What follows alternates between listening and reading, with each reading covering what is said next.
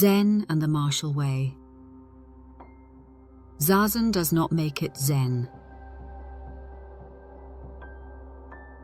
What if I told you that adding a few minutes of meditation to a martial arts class doesn't make it Zen? Wait, how can that be? You dim the lights, everyone sits cross-legged, the room gets quiet, and suddenly the dojo feels spiritual. But here's the problem. Calling that Zen is like sprinkling sugar on your cereal and calling it dessert. It might taste different, and it might taste good, but it's not the real thing. Let's rewind. Yes, the word zazen does mean seated meditation.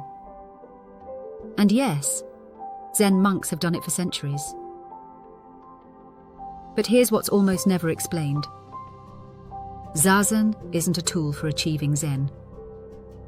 Done properly, zazen itself is the expression of Zen. Big difference. Dogen, the 13th century Zen master and founder of the Soto school, called it the Dharma gate of repose and bliss. Not because it's relaxing, but because done properly, it is already the complete manifestation of enlightenment. But when martial artists tack on a few minutes of sitting before or after sparring, they're using it more like a stretching routine for the mind.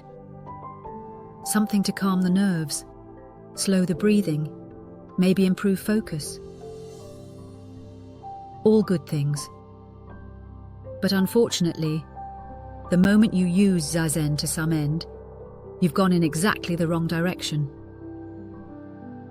Because in Zen, the instant you sit for something, anything, you divide the world into self and other, practice and goal, me sitting and it working.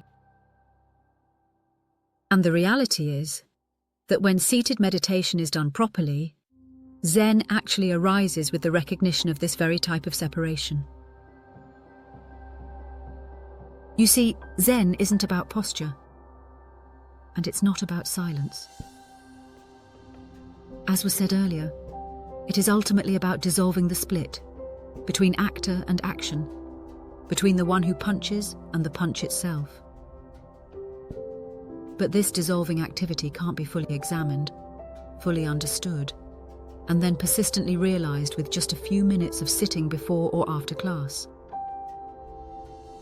And history has shown that this dissolving activity can't be fully realized without competent instruction from an enlightened teacher.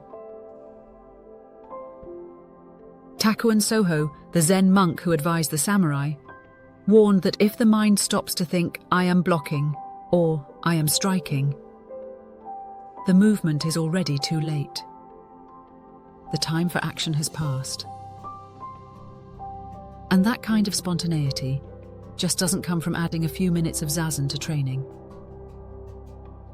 It comes when the manifestation of Zen arises simultaneously with the understanding of Zen. When there's no training and no self left to train.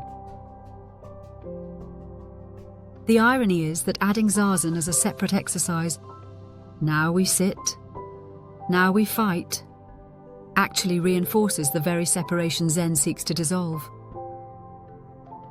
And the instant there's no separation between breath and body, attacker and defender, sitting and training, then, and only then, is the martial way manifesting Zen. So let's realize that adding zazen to a martial arts class doesn't make it Zen. Because Zen isn't just about sitting quietly with legs crossed.